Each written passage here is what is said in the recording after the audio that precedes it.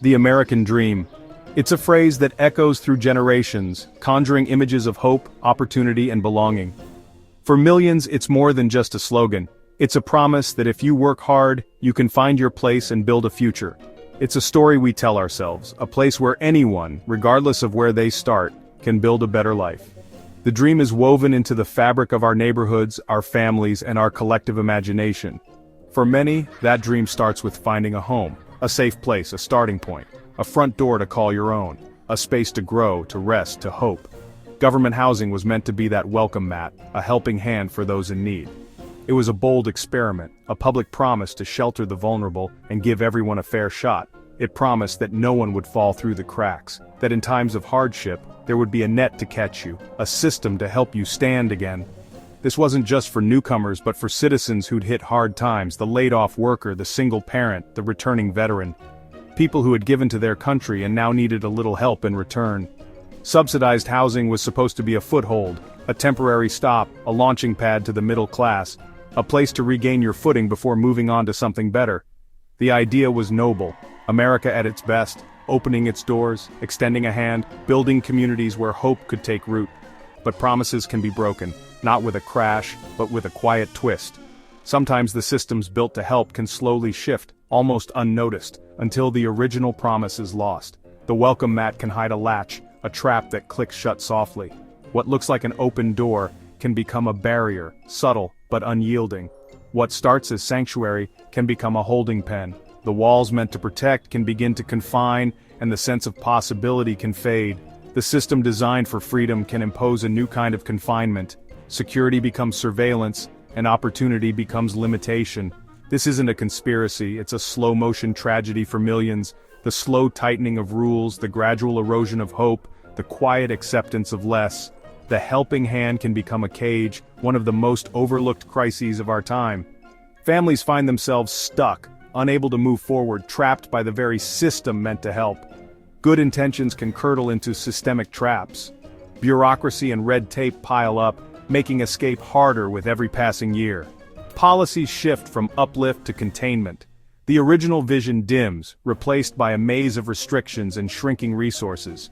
We need to understand how hope's architecture can become a fortress of despair. Only by seeing the full picture can we begin to reclaim the dream. The dream is at stake, and the welcome mat is starting to look like a trapdoor. The question is, can we find the key before it's too late? Imagine you're Maria, stepping off a bus in a foreign city, the air thick with uncertainty. You're in a new country, working nights, barely making ends meet, and every day feels like a test of endurance. The city lights blur past as you ride home, exhaustion etched into your bones, wondering if tomorrow will be any different. The fear of homelessness is constant, an ever-present shadow. Each month, the threat of eviction looms larger, and the idea of ending up in a shelter feels terrifying. Then you hear whispers about affordable government housing, a glimmer of hope in the darkness. It sounds like a miracle, a safe apartment, a lifeline when you're drowning. Suddenly the impossible seems within reach, a place to call your own, a door that locks behind you, a space where you can finally breathe. Or you're David, a lifelong citizen whose job vanished overnight. Foreclosure looms, savings are gone, and the life you built is slipping through your fingers. The world you knew feels distant, replaced by anxiety and uncertainty. Public housing feels like a step down, a blow to your pride. But it's also a step away from the street, a last defense against losing everything. You tell yourself it's just for now, a temporary fix until you get back on your feet. For both Maria and David, the decision is simple. They sign the papers, move in, and feel overwhelming relief. The weight of uncertainty lifts, replaced by gratitude for a roof and four walls. The anxiety about shelter disappears, replaced by a fragile sense of security. For the first time in months, you can exhale and enjoy a quiet moment at home. Children have a place to study, to dream, to feel safe. Their laughter fills the rooms and you start to believe in a future again. There's a sense of community, of shared struggle and mutual support. Neighbors become friends, and the isolation of hardship begins to fade. This is the system working as intended, a safety net catching those in free fall, offering a second chance when all seems lost. The promise feels real, a key, a door, a moment of peace. It's the tangible proof that help exists, that you're not alone. The journey begins not with force but with hope. You step inside believing this is the first step toward rebuilding your life. The system draws people in with the promise of a better life, a fresh start, a chance to rise above their circumstances. No one signs up for containment. They walk toward support, believing it's a bridge to a better place, a temporary stop on the way to something greater. But for too many, that bridge never ends. The path stretches on, and the exit seems to move further away with each passing year. It just stretches on, until you realize you're walking in circles, retracing the same steps, unable to move forward. The promise of a temporary stop becomes a permanent detour. Days turn into months, months into years, and the hope of moving on begins to fade. The helping hand, once so welcoming, starts to feel like a grip you can't escape. What began as support now feels like confinement. The dream of moving on fades, replaced by the reality of being stuck. The walls that once sheltered you now feel like barriers. The siren song of help becomes the echo of limitation, a haunting reminder that sometimes the hand that lifts you up can also hold you in place. The shift from help to containment is slow, a gradual buildup of rules and realities. For Maria, the first crack is in the paperwork. A raise means higher rent. The system penalizes her for success, trapping her at the bottom rung. For David, the environment changes. The project feels isolated. Good schools and jobs are far away. His address becomes a barrier, not a bridge. Historically, this isolation was by design. Projects built to separate, not integrate. Highways and superblocks cut residents off from opportunity. What was called urban renewal became urban containment. The design fostered stigma and disadvantage. Buildings crumbled, both literally and metaphorically. The promise of a haven gave way to a reality of segregation and neglect. The cracks in the foundation were not just in the walls, but in the system itself. The helping hand was slowly clenching into a fist. The transformation is complete when residents realize the walls are for confinement, not protection. What once felt like a shield from the chaos outside slowly reveals itself as a barrier, quietly closing in. The sense of safety is replaced by a growing awareness of restriction, a subtle but profound shift that creeps in over time. It's not about bars, but about invisible barriers, bureaucracy, stigma, and immobility. These are the walls you can't see, but you feel them every day.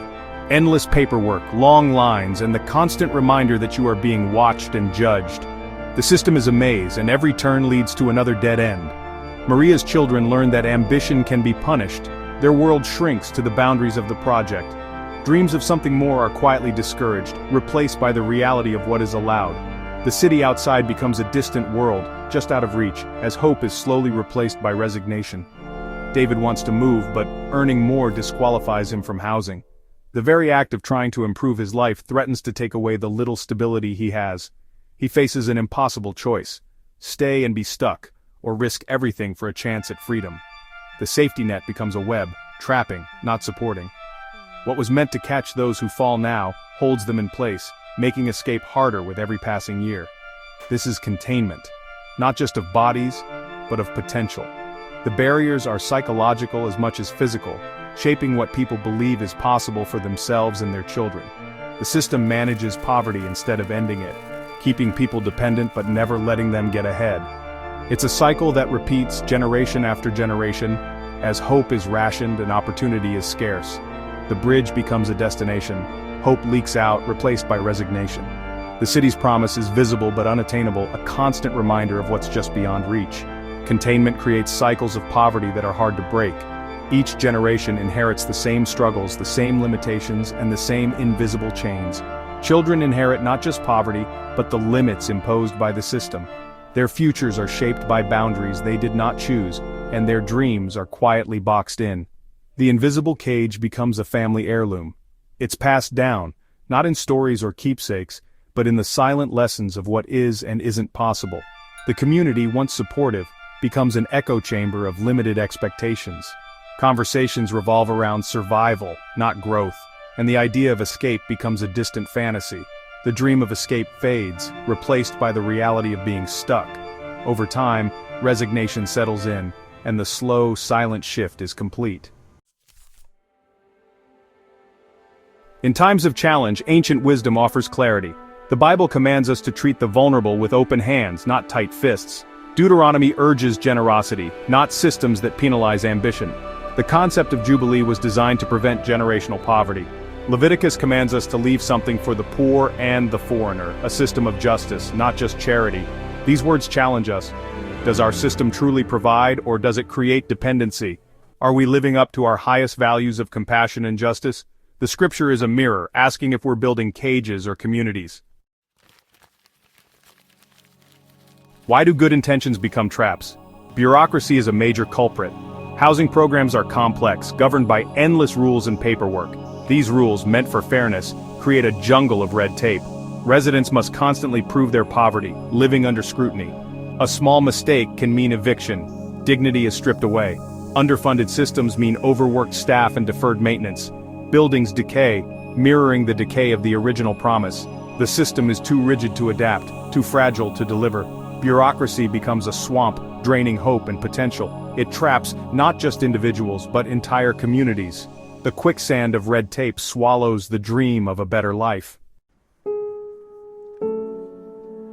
The most insidious bars are invisible: stigma, isolation, and low expectations. A housing project address becomes a label, affecting jobs, policing, and education. Stigma is a heavy burden, an invisible wall separating residents from opportunity. These communities become service deserts, few banks, stores, or jobs. Residents pay more for basics, reinforcing poverty. The community becomes an economic dead end. Surrounded by struggle, hope is starved. Fatalism sets in. Learned helplessness becomes the strongest bar of the cage. The help of a subsidized apartment comes at the cost of being cut off from opportunity. The system meant to be a foundation becomes a ceiling. Containment for one generation forges chains for the next.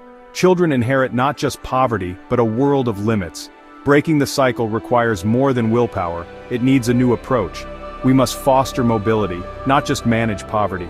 Invest in people and places. Integrate housing with good schools, jobs, and transit. See residents as assets, not liabilities. Education is key. Schools must be oases of opportunity. When a child succeeds, the generational cage cracks. The system must become a platform for empowerment, not control. We stand at a crossroads. Continue with a system that contains and marginalizes, or rebuild. This is a test of our national character and belief in the American dream for all. The current path leads to division and wasted potential.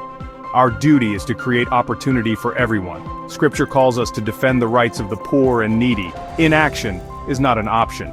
Rebuilding means moving from containment to community. Design mixed-income housing. Invest in support services like job training and mental health care. Empower residents to have a real voice in their communities. See housing as central to a healthy, equitable society. The task is immense, but not impossible. It starts with awareness, grows with empathy, and demands action. We must demand more from leaders, policies, and ourselves. The promise of America is too precious to become a lie. It's time to build communities, not cages.